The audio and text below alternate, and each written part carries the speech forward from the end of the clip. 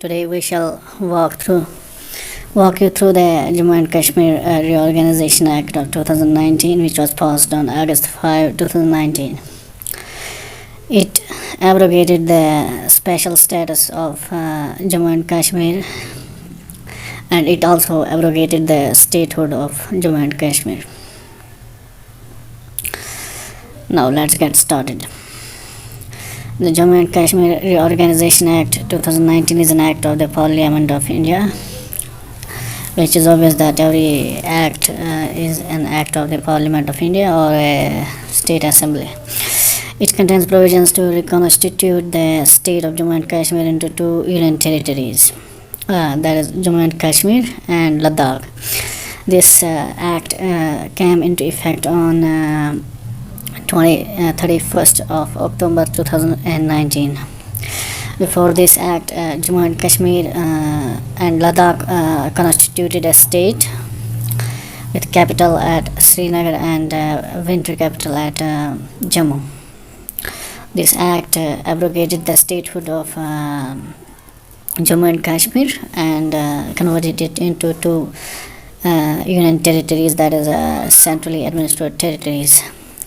So we have not seen this example in other states of India where a union territory becomes a state, but not the other way around. In Jammu and Kashmir, the statehood has been turned into union territory status. Now let's come to the timeline of the Jammu and Kashmir Reorganisation Act of 2019. On August 5, the bill for the act was introduced by the Minister of Home Affairs, that is Amit Shah, in the Rajya Sabha. The bill was passed in Rajya Sabha the same day, and in Lok Sabha it was passed the next day, that is the August 6 of 2019. And the President gave his assent to the bill on 9th of August 2019. The introduction of the bill was preceded by a presidential order under Article 370 of the Indian Constitution that revoked Jammu and Kashmir's special status. The bill changes the nature of the state of Jammu and Kashmir into two union territories. But the notification which revoked the special status of Jammu and Kashmir, that is a separate constitution, and the fact that nobody can buy land there, or nobody may have claim to jobs in Jammu and Kashmir, or the claim of permanent residentialship of Jammu and Kashmir. That was the special states of Jammu and Kashmir. That was revoked by a presidential order, and that was not revoked by this reorganization bill. This reorganization bill was a sequel to that presidential order, which further changed the nature of the state into two union territories. And the presidential order revoked the special states of Jammu and Kashmir, that is the ability to have immovable property in the state, or the ability to have a separate constitution, the ability to have a separate union territory which can make laws on its own, and any law that used to be made by the Parliament with respect to Jammu and Kashmir had to have assent of the Jammu and Kashmir Assembly before becoming a law in the state of Jammu and Kashmir. And people of Jammu and Kashmir had exclusive rights to the jobs in the state. This was the special status of Jammu and Kashmir prior to this presidential order. It was given by the Article 370 and Article 35A of the Constitution of India. Now the present act reorganizes the state into the union territory of Jammu and Kashmir and the union territory of Ladakh. The union territory of Jammu and Kashmir will be on the lines of Puducherry, that is, it will have a legislative assembly, and Ladakh will be administered by a lieutenant governor alone. There will be a legislative assembly in the union territory of Jammu and Kashmir, which will have a council of ministers and a chief minister, which will be elected, which will be selected by the governor from the members of the Legislative Assembly, but their overriding powers will be with the governor. This act also states that out of the 6 Lok Sabha seats that are reserved for the state of Jammu and Kashmir, 1 will be given to Ladakh and 5 will be according to Jammu and Kashmir Union Territory. The High Court of Jammu and Kashmir will function as the High Court for both the Union Territories, and it will continue to function as High Court of both the Union Territories. The Union Territory of Jammu and Kashmir will be administered as per the Article 239A of the Indian Constitution. This is similar to Puducherry. And this Article 239A was originally designed for Puducherry, and it will now also be applicable to Jammu and Kashmir. That is, it will have a legislative assembly, a council of ministers, the chief minister.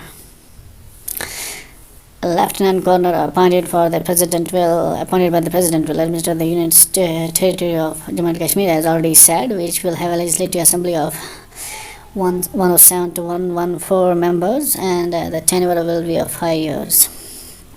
The Legislative Assembly, this is an important point. The Legislative Assembly may make laws for any of the matters in the state list, except public order and police, which will remain as the law-making powers of the union government through the governor. So the Legislative Assembly will not have any power to make any laws with respect to public order and police, that is security, for security reasons, laws with respect to security reasons, like AFSPA and other laws. Will not be they are under the purview of the state central government, and the Legislative Assembly does not have power to make such laws. A council of ministers, including a chief minister, will be appointed by the lieutenant governor from the members of the Legislative Assembly, as already said. However, the lieutenant governor has overriding powers, and he can act in his own capacity, and he has also the power to promulgate ordinances which will have the same force as acts enacted by the legislature.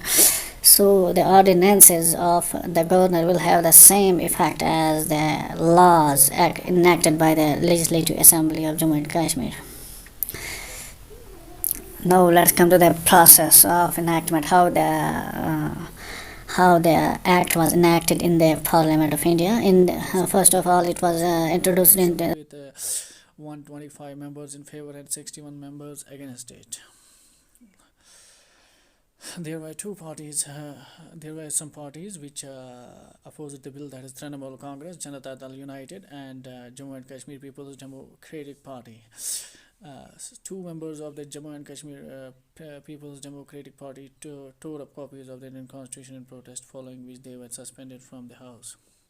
And 13 members of Trinamool Congress walked out.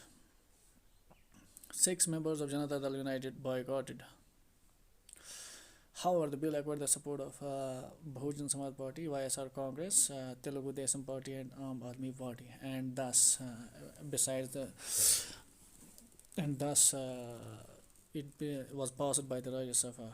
Then it was introduced in the Lok Sabha on 6 August 2019, and it was passed with 370 votes in favor and 70 votes against.